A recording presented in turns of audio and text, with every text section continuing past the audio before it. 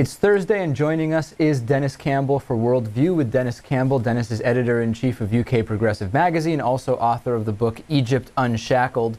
Denis, we're getting kind of into the last throes, as it may be, of the 2012 London Olympics, and we've been getting a lot of emails on the show about, we understand that during the Olympics, the immediate area has all the restaurants full, all the hotels are booked, etc.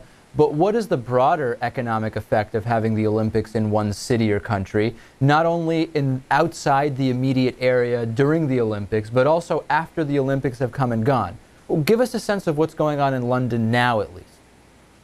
Well, good question, because they've really been suffering. If you're not inside the Olympic Village or inside the sealed off zone, your chances of developing any business have been virtually zero.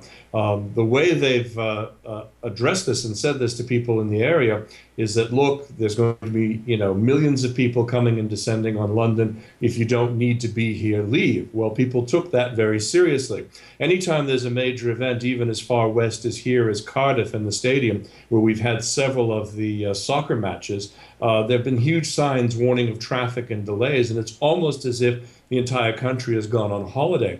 And it was so bad that the Telegraph yesterday ran an online feature with about 18 or 20 different images showing normally crowded summer street scenes and restaurants, and even the West End theaters are down something like 12 or 13%. It's a ghost town unless you are at an Olympic venue. So if you're watching something like the triathlon in Hyde Park, they were 10 and 12 deep there, but every place else it's been virtually a ghost town. And that's really been affecting the way in which the whole Olympic experience has been, because there were a number of businesses, restaurants, hotels that were counting on increased business that didn't get it.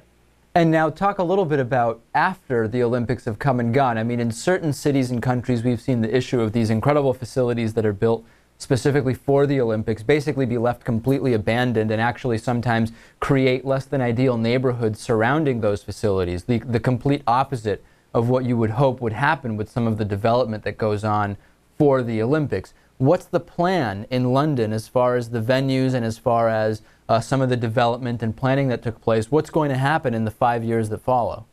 Well, I toured the facility well in advance. I toured it just before the stadium was handed over to the Olympic Operating Authority. There's been two stages in this. There's been the development and the building portion of this, and then there's been the actual handing over for the conduct of the games.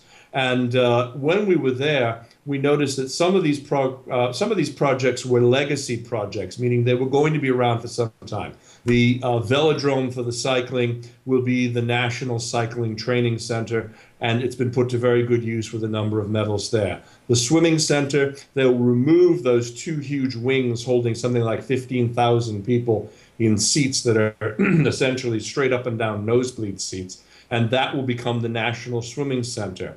There's been a lot of debate over what's going to happen to the Olympic Stadium itself, and as of this writing, I'm not certain it still has a tenant. They're trying to convince one of the local London Premier League football clubs to come in and take it over, in which case they'll take off the upper deck and just use the lower deck of the stadium, but none of that is there. And the basketball arena, where most of the preliminary games were played, is literally going to be packaged and boxed up and sent off to Brazil for the games in 2016. And that leaves us with the Olympic Village, which will become low and moderate income housing, which is very much needed there in that North London area. That's interesting. Yeah, I saw the video that New York put together for their failed bid for, I believe it was the 2016 Olympics, and in that they also said the Olympic Village housing will basically be turned into low-income housing. So it seems that that's a common and maybe good use of that space. Except in Atlanta, where they converted it into prison space. I don't know what that says much about the low security prison space. So you just don't know what's going to happen there. Yeah, a little bit of a different story there for sure. Incredible. Hey, Denis, interesting note just in the last seconds here. I was looking at an interesting chart of course, you can look at what countries have won the most medals, but you can also sort it by medals per population as well as medals per size of the economy. Most medals, as of I think about a few days ago, per size of the economy. Take a guess what country it is. I'm going to guess and say it's probably our own Great Britain. No, it's North Korea.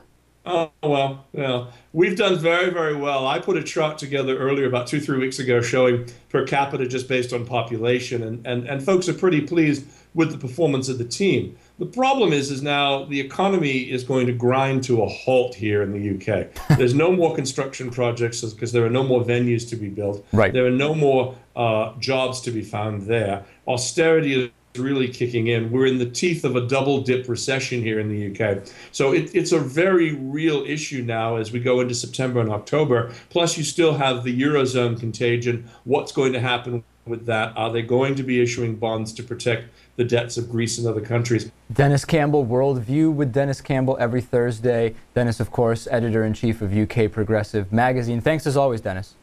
Thank you.